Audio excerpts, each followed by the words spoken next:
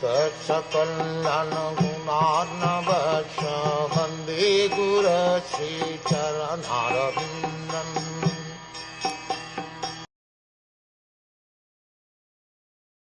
My dear Father, please describe factually the symptoms of this manifest world.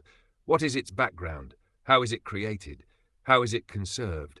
And under whose control is all this being done? The inquiries by Narad Muni on the basis of factual cause and effect appear very reasonable. The atheists, however, put forward many self-made theories without any touch of cause and effect. The manifested world, as well as the spirit soul, is still unexplained by the godless atheists through the medium of experimental knowledge, although they have put forward many theories manufactured by their fertile brains. Contrary to such mental speculative theories of creation, however, Narad Muni wanted to know all the facts of creation in truth, and not by theories.